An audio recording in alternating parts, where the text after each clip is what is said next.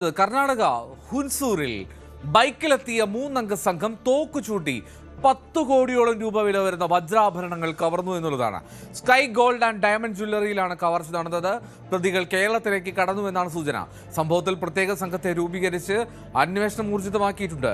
മലയാളിയുടെ ഉടമസ്ഥതയിലുള്ള ജ്വല്ലറിയിലാണ് ഈ കവർച്ച. KV ബൈജു വിവരങ്ങൾ ചേരുന്നു. ബൈജു, എപ്പോഴാണ് ഈ സംഭവം നടക്കുന്നത്?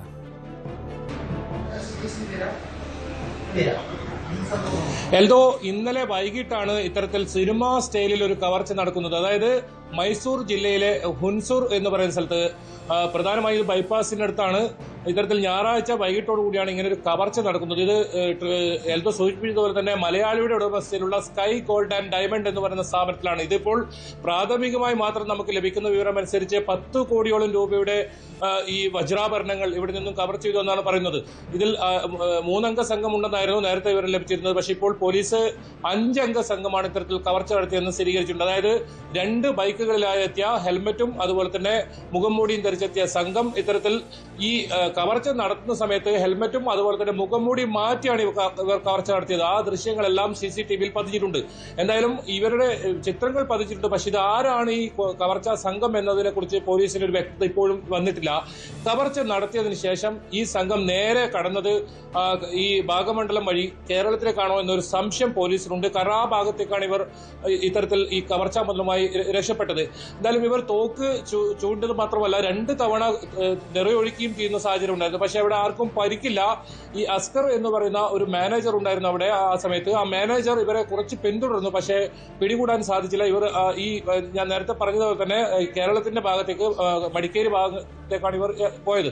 അങ്ങനെയാണെങ്കിൽ ഒരു പക്ഷേ ഈ സംഘം കേരളത്തിലേക്ക് കടന്നതായാണ് ഒരു പോലീസിന് ലഭിക്കുന്ന ഒരു പ്രാഥമിക വിവരം. അങ്ങനെ കേരളത്തിലെ പോലീസിന് സഹകരണത്തോടെയാണ് ഇപ്പോൾ അന്വേഷണം ഊർജിതമാക്കിയിട്ടുള്ളത്. ഈ സംഭവത്തിൽ പോലീസ് 5 പ്രത്യേക സംഘത്തെ രൂപീകരിച്ചിട്ടുണ്ട്. ഒരു സംഘം കേരളം കേന്ദ്രീകരിച്ചും അന്വേഷണം നടത്തുന്നുണ്ട്. പ്രത്യേകിച്ച് കാസർഗോഡ് ജില്ല അതിർത്തി പങ്കിടുന്ന ജില്ല ആയതുകൊണ്ട് തന്നെ കാസർഗോഡ് ജില്ലയിലാണ് കൂടുതൽ പരിശോധന വ്യാപിപ്പിച്ചിട്ടുള്ളത്. രാജപുരം, അമ്പലത്തറ, കാഞ്ഞങ്ങാട് പോലീസ് സ്റ്റേഷനിൽ ഈ വിവരം ഇത്തരത്തിൽ ഒന്ന് പരിശോധിക്കാൻ വേണ്ടി നൽകിയിട്ടുണ്ട്. അതുകൂടാതെ അതിർത്തിയിലെ കരിക്കൈ ചെക്ക് പോസ്റ്റിൽ പരിശോധന വ്യാപിപ്പിച്ചിട്ടുണ്ട്. അതുകൂടാതെ ഈ കർണാടകയുടെ പല ഭാഗങ്ങളിലും പരിശോധന ശക്തമാക്കിയിട്ടുണ്ട്. നമുക്കറിയാം, ഈ അടുത്താണ് ഈ ബാങ്കിലേക്ക് നിറയ്ക്കാൻ കൊണ്ടുവന്ന പണം, അത് കോടിക്കണക്കിന് രൂപ ഇത്തരത്തിൽ 2 പേരെ കൊലപ്പെടുത്തി തട്ടിയെടുത്തൊരു സംഭവം ഉണ്ടായത്. അങ്ങനെ നിരവധി സംഭവങ്ങളാണ് ഇത്തരത്തിൽ കർണാടകയിൽ ആവർത്തിക്കുന്നത്.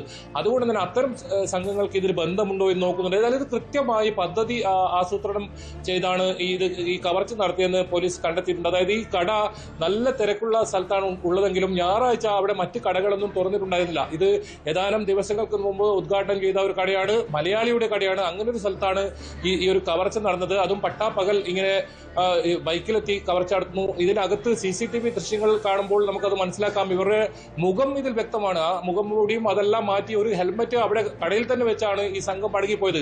2 തവണ നിറയൊഴിച്ചു, പക്ഷെ ഭാഗ്യമുണ്ട് ജീവനക്കാർക്ക് ആർക്കും വെടിയേറ്റില്ല. ഏതായാലും അവർ ഭയന്ന ഒരു സാഹചര്യത്തിലായിരുന്നു. എല്ലാം പുതിയ സ്റ്റാഫുകളായിരുന്നു. ഈ ഹുൻസൂർ ബൈപ്പാസിന് സമീപമാണ് ഈ ഒരു സ്ഥാപനമുള്ളത്. സ്കൈ ഗോൾഡ് ആൻഡ് ഡയമണ്ട് എന്ന് പറയുന്ന വജ്രാഭരണം ഉൾപ്പെടെ വിൽപ്പന നടത്തുന്ന പുതിയൊരു ഷോറൂമാണ്. ഇവർക്ക് നിരവധി ശാഖകളുണ്ട്. മലയാളി കൂടി പാർട്ണറായിട്ടുള്ള മലയാളി ഉടമസ്ഥയിലുള്ള ഒരു സ്ഥാപനമാണ് ഈ സ്ഥാപനം. അങ്ങനെ ഈ പട്ടാപ്പകൽ നടന്ന ഒരു കവർച്ചയാണ്. ഏതായാലും ഇതിന്റെ ഞെട്ടലിൽ നിന്നും ഇപ്പോഴും ഇവ വിട്ടുമാറിയിട്ടില്ല. ഏതായാലും പോലീസിന്റെ അന്വേഷണം ഊർജിതമാക്കിയിട്ടുണ്ട്. ഈ സംഘത്തെ ഉടൻ പിടികൂടാനാകുമെന്ന് തന്നെയാണ് സിറ്റി പോലീസ് കമ്മീഷണർ ഉൾപ്പെടെ അറിയിച്ചത്. ഏതായാലും ഈ ഉടമയുടെ പരാതിയിൽ പോലീസ് കേസെടുത്ത് ആ സമയത്ത് തന്നെ പോലീസ് പരിശോധന വ്യാപിപ്പിച്ചിട്ടുണ്ട്. ഏതായാലും ഇത് കൂടുതൽ സ്വർണം ഇത്തരത്തിൽ നഷ്ടപ്പെട്ടു എന്ന ഒരു നിഗമനമുണ്ട്. അത് ഏതായാലും കൃത്യമായ കണക്കുകൾ ഇപ്പോഴും പുറത്തു വന്നിട്ടില്ല. 10 കോടിയോളം രൂപയുടെ എന്നാണ് പ്രാഥമികമായി നമുക്ക് ലഭിക്കുന്ന വരും. പക്ഷെ അതിലും ഏറെ സ്വർണ്ണാഭരണങ്ങൾ, അതായത് ആ കടയിലുണ്ടായിരുന്ന മുഴുവൻ സ്വർണ്ണാഭരണങ്ങൾ വളരെ പെട്ടെന്ന് തന്നെ ഈ സംഘം കൈക്കലാക്കുകയും അതെല്ലാം CCTV ദൃശ്യങ്ങൾ കാണാം. മിനിറ്റുകൾക്കകമാണ് ഇവിടെ നിന്നും പിന്നീട് ഇവർ കടന്നു കളയുന്നത്. അത് ഇരുചക്ര വാഹനത്തിൽ തന്നെ മടിക്കേരി ഭാഗമണ്ഡലം ഭാഗത്തേക്കാണ് വന്നത്. അതായത് കാസർഗോഡ് ജില്ല ഉൾപ്പെടുന്ന ആ പ്രദേശത്തേക്കാണ് വന്നത്. ഇത് വനപ്രദേശമാണ്. ഇനി ഏതെങ്കിലും വനപ്രദേശത്ത് ഇവർ തമ്പടിച്ച് നിൽക്കുന്നുണ്ടോ, അതല്ല കേരളത്തിലേക്ക് ഈ സംഘം കടന്നിട്ടുണ്ടോ എന്നതാണ് പോലീസ് പ്രധാനമായും അന്വേഷിക്കുന്നത്. ഇവർ ഹിന്ദിയും അതുപോലെ തന്നെ ഇംഗ്ലീഷും സംസാരിച്ചു എന്നാണ് അവിടുത്തെ ജീവനക്കാർ പറയുന്നത്. അതൊരു പക്ഷേ പോലീസ് തെറ്റിദ്ധരിപ്പിക്കാനാകാം അങ്ങനെ എന്ന് ഒരു നിഗമനമാണ് ഉള്ളത്. എന്തായാലും പരിശോധന കേരളത്തിലേക്ക് കൂടി വ്യാപിപ്പിച്ചിട്ടുണ്ട്. ഏതെങ്കിലും തരത്തിൽ അന്തർ സംസ്ഥാന, അതായത് കേരളത്തിൽ നിന്നുള്ള കവർച്ചക്കാരാണോ ഇതിന് പിന്നിൽ, അതല്ല വലിയ ഏതെങ്കിലും സംഘങ്ങളുണ്ടോ, അതൊക്കെ പോലീസ് പരിശോധിക്കുന്നുണ്ട്. ഏതായാലും മുഖം വ്യക്തമാണ്. പക്ഷെ ഇതാരാണ് എന്ന കാര്യത്തിൽ പോലീസിന് ഇതുവരെ ഒരു വ്യക്തത വന്നിട്ടില്ല. അത്തരത്തിലുള്ള ഒരു അന്വേഷണമാണ് നടക്കുന്നത്. ഇതിൽ വളരെ ഗൗരവമായി തന്നെയാണ് പോലീസ് ഈ സംഭവത്തെ കാണുന്നത്. ഹനുമാൻ ജയന്തി ആയതുകൊണ്ട് തന്നെ പോലീസിന്റെ കൂടുതൽ ശ്രദ്ധ ആ ഭാഗങ്ങളിൽ കേന്ദ്രീകരിക്കുന്ന ഒരു സമയത്താണ് ഈ ഒരു കവർച്ച നടന്നത്. അതുകൊണ്ട് തന്നെ പോലീസിന് ഈ വിവരം പെട്ടെന്ന് അറിയാൻ സാധിച്ചില്ല. എല്ലാ പോലീസും ഈ ഒരു പരിപാടിയുമായി ബന്ധപ്പെട്ട് ഹുൻസൂറിൽ നടക്കുന്ന പരിപാടിയുമായി ബന്ധപ്പെട്ട് അവിടെ സുരക്ഷാ ജോലി നിയോഗിച്ചവരായിരുന്നു. വൈകിയാണ് ഈ സംഭവം അറിയുന്നത്. പിന്നീട് പോലീസ് പരിശോധിക്കുമ്പോഴേക്ക് ഈ സംഘം വളരെ ദൂരം കടന്നു എന്ന് വേണം മനസ്സിലാക്കാൻ. ഏതായാലും അതിർത്തി ചെക്ക് പോസ്റ്റ് ആ സമയത്ത് തന്നെ അടച്ചിട്ടു. പരിശോധന എല്ലാ വാഹനങ്ങളും പരിശോധന നടത്തി. പക്ഷെ ഇതുവരെ പ്രതികളെ ആരെയും തന്നെ പിടികൂടാൻ സാധിച്ചിട്ടില്ല. ഇവരുടെ മുഖം എല്ലാം വ്യക്തമാണ്. അപ്പോഴും പ്രതികളെ ആരും ഇതുവരെ പിടികൂടാൻ സാധിച്ചിട്ടില്ല. എൽദോ, ശരി, എന്താണ് വലിയൊരു കവർച്ചയാണ് അവിടെ നടന്നത്. ഹുൻസൂർ എന്ന പറയുന്ന സ്ഥലത്താണ്. ഹെൽമെറ്റ് ധരിച്ചെത്തിയാണ് അവർ എത്തിയത്. തോക്കു ചൂണ്ടി ഭീഷണിപ്പെടുത്തി കവരുന്നു.